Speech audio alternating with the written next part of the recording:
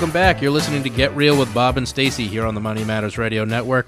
Joining us by phone today for our Leaders and Legends segment, we have Jeffrey Hayzlett, TV host and author of Think Big, Act Bigger. Welcome to the show, Jeffrey. Hey, it's good to be here. I like being on a show where money matters. That's the most important show there is right there. It's very true. So I want to give a little background about Jeffrey. Jeffrey is a primetime television host of C-Suite with Jeffrey Hayzlett and Executive Perspectives on C-Suite TV. He's also a business radio host of All Business with Jeffrey Hayzlett on CBS on-demand radio network Play It.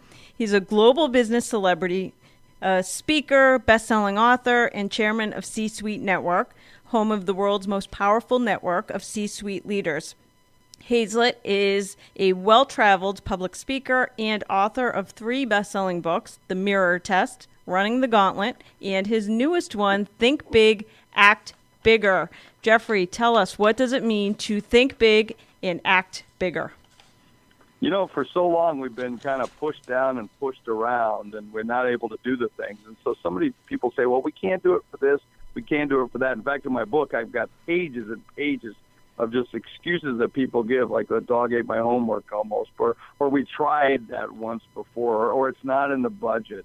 The best was I can't do it because my cat's on dialysis. I thought that was the best one by far. But but you see all these excuses, and most of the time it's just a story. Right. And you can do in business, you can do anything you want to do, given time, money, or expertise, or make a decision. And this is what this is about. It's about being relentless, and that's what you have to be successful. It's not the lucky who win. It's the relentless, and that's what this whole book's about. Wow, that's awesome. How do you determine your conditions of satisfaction? So what are some questions people should ask themselves before starting any type of business? Oh, I love conditions of satisfaction. These are promises. Promises, and we do this all the time. You do this with your kids. You promise to take them to Disney World, for instance, and you never break a pinky promise, so why do you break business promises or goals or objectives? So I like to use the word promises. And conditions of satisfaction are mutual conditions of satisfaction, is a better way of saying it, are really those promises that you make yourself. I mean, why am I doing what I want to do? How long do I want to keep going at this business, getting this new startup going, for instance, without a salary? Or how long am I going to keep pushing this, or how much crap am I have to take from my boss before I want to get out of here and go find something where they reward me and I want to do it right. So that's what I'm talking about, conditions of satisfaction. You have those kind of things. I do that with my wife because I love to work, and I have to negotiate with her that I'm only going to work till this time, and then we're going to go to the movies, or we're going to do those. And that's what conditions of satisfaction are, setting those real promises in your business and for your own personal life. And it's very important that you have those. Wow, that's great. So what is critical to create, or why is it critical to create a business identity that you can own, and how can somebody do it?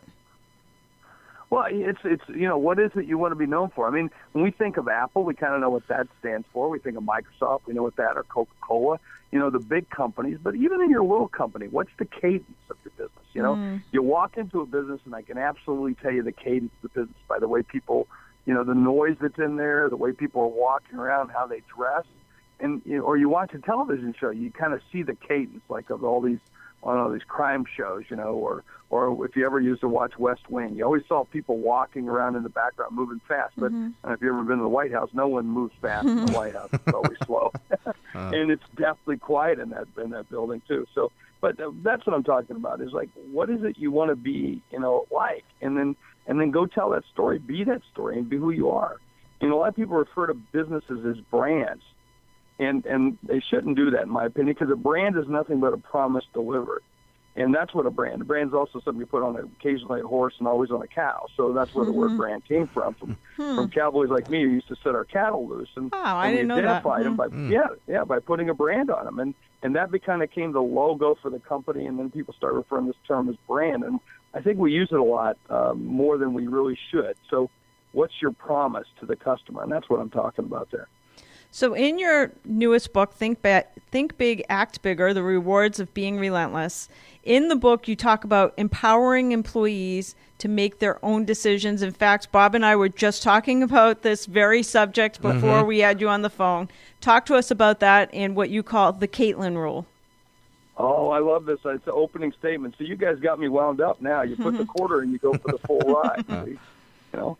But the Caitlin rule is the first story I tell in the book. I'd hired a young gal, brand new, only been with us for a week or two, and she came over to me because we're about to leave to go and meet with the CEO of a company, and a company that we actually are taking public. We take a couple of companies public every year. And the name of our company that we have is called Tallgrass, and it stands for, if you want to run with the big dogs, you got to learn to pee in the tall grass. And here we are about to leave, and she comes over to me and says, Jeff, should we take color copies of the presentation to the meeting? So I had to turn to her and said, Caitlin, you're new here, so you don't know the rules. And I'm going to name a new rule after you because you're coming here to me asking this question. I said, should we take color copies? Should we have color copies? Would it make us more effective? I said, but more importantly, here's the rule. The rule is you get 21 questions. You can ask me any 21 questions you want to in any time during the month, but you only get 21. You can ask me where the best Italian restaurant is in New York City, the best train to take across town. Does this dress make me look fat? I don't care, anything. But I said, but is that one of your 21 questions?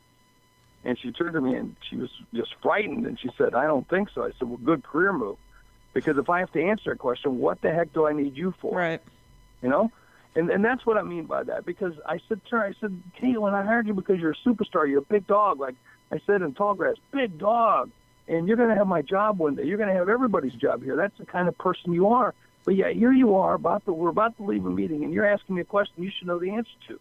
That's not my job. I said, if I have to answer that question, what do I need you for? I don't need you. So that's really what that's about. So it's about saying to the folks, do your job. And if you don't do your job, first of all, it's make mistakes, then we're going to die. Could I turn back to her and I said to her, Caitlin, do you have time to make the color copies? And she said, no. I said, then what the heck are you asking me a question like that for? And so it's really about saying to the team, here's the conditions of satisfaction, getting back to what we talked about a few minutes ago. These are exactly the kind of books I think that there are not enough of. There are so many books on like self-help books, but I don't think there are enough books on how leaders can empower employees. So I love everything you're saying. Let's talk about passion. If I can jump in, but to me, I'm getting as much feedback from people that this is a self-help book. I mean, I wrote it as a business book, right. But I see on Amazon I'm being sold with other self-help books, which is kind of interesting. Yes. That it's turned out to that. Yeah, so which is great. I love to see that. Let's talk about passion. Is it good or bad for business? And if I'm not passionate, can I still succeed in business? Well, passion alone is not going to carry you. I mean, I used to be the chief marketing officer of Eastman Kodak, and the people at Kodak were passionate about film, and they were passionate about what they do, and they used to come to me and say, Jeff, make it like it used to be. Which is great, but I don't look like I used to when I was 20. I look better today. That's what I like to say. It's about having an attitude that, change is inevitable, so change, adapt, or die. But passion alone, I used to own a pheasant farm for years. I was passionate about pheasants. I love pheasants. And one night I lost 10,000 of them in a thunderstorm because they looked up, opened their beaks, and drowned. I mean, They're the stupidest birds you've ever seen in your life. Wow. And but you can't let passion alone carry your business, because if you do, birds die. Stuff happens. So, you've got to take more than just passion. And by the way, passion can, we know that in our love lives, so it's the same thing in business. It can lead you down some bad paths where you don't see the inevitable. You don't see the bad side of things. And while it's important because it can carry you through, don't make it the only thing. You've got to be really grounded about, you think it might happen, you believe this, but the market might not be ready for it. And you've got to have, again, those built-in conditions of satisfaction that if I don't move it by this much and I've invested this much, and then I'm going to back out, I'm going to stop, or I'm going to change or alter. You have to have some of those real smart rules, some practical things in place. All right. I've met you in person, so I don't believe this, but it's been said that you are pig-headed and irrational. You say it doesn't matter when people say stuff about you. In fact, you say it's a good thing for business leaders to be pig-headed. Why? Well, you got to cause a little tension. I was filming my television show out in San Diego with Greg Lucier, CEO of a company that's a biotech company. It's a publicly traded company in the biotech field. Mm-hmm. And, if anybody should be rational, here was a guy who was standing in front of a group of Harvard MBAs, and he said, leaders must be irrational. I thought, oh, man, I've got him. I'm going to go after him after this. I wrote it down. He's got to be crazy. Publicly traded company. He's in the medical field, and he's talking about being irrational. There's no way. They should be logical, straightforward. You're a publicly traded company. And what he said is sometimes as leaders, we want to go from A up over here to point B. But what we have to do sometimes is stretch it even further and tell our people we're going way over to C so we can get to B. And that's what he meant by we got to be a little rational. And have you ever had a boss who said, hey, we're going to stretch it, we're going to do that? Or a coach who said at the end of you running all those laps and you're exhausted and you're laying on the ground about to throw up, you've spent. And then he or she says, run another lap, and you do, and you don't die. There's an irrational. You thought that was the most irrational thought. That's what that's about. Right. And it's about pushing and pushing and pushing. That's what we're supposed to do. Wow. All right. Quick recap, and then I have a few more questions for you. So far, I've been sitting here taking notes the entire time so that I can apply everything to my own business. But we started with stop with the excuses, stop with the stories that we tell ourselves, be relentless. Winning is not for the lucky, it is for the relentless. Figure out your conditions of satisfaction. Create promises that you can live up to. Be your story. So we talked about brand, but really you say just live your story. Don't violate the Caitlin rule. In fact, empower people to make decisions and to do their jobs. We also talked about passion. You said passion alone is not enough because at the end of the day, stupid birds die. And I'll remember that one just like... That one's going to stick forever. Yes. Well, I usually use a whole other word around that, but we're on the radio, and I don't want you to get thrown off. So. After the show, you'll have to tell us what that one is.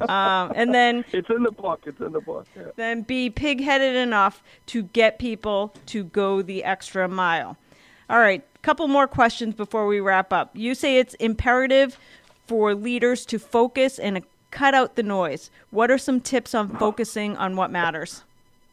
I love this one. This one's about killing squirrels.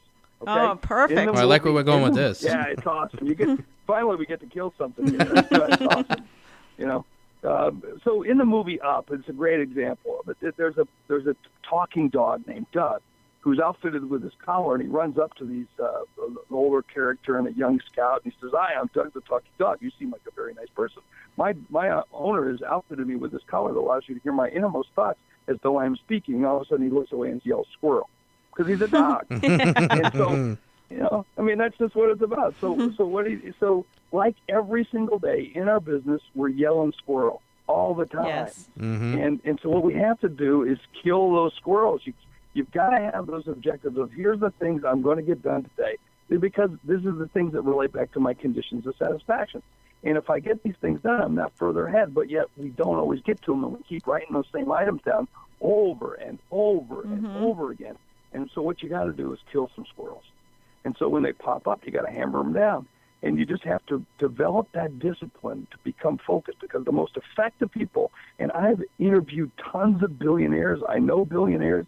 I know lots of millionaires who made it happen, and even professional athletes that I've met, gold medalists, they are super focused, and they kill squirrels. And that's what you got to do. Wow, that's awesome. What are some examples of companies that steamrolled their way through obstacles, and how did they do it? Well, there's so many of them. I'm not going to go into a million of them, but there's just companies who just go and get it done no matter what. They throw impossible obstacles out there, and they just steamroll them, go through them. And most of those companies, the ones that I think are the coolest, are the smaller companies, because big companies have lots of resources. But what I'm doing, what I want people to hear is if you're a small company, you can do it too. You've got to meet that objective. Whatever it is, you got to get it done. And, I've had to tell that to my kids and employees sometimes. They say, "Jeff, why are you staying so late?" Well, someone has to make sure it gets done because I'm responsible. So that's what you have to do. You have to sleep on a cot sometimes, whatever, or maybe you bruise a few egos, but you got to get it done. So that's the most important piece. Tell us what happened or what you learned when you visited the executive team at Domino's when you were filming the C-Suite with Jeffrey Hayzlett. Oh, that's cool. And I love that. I love this story.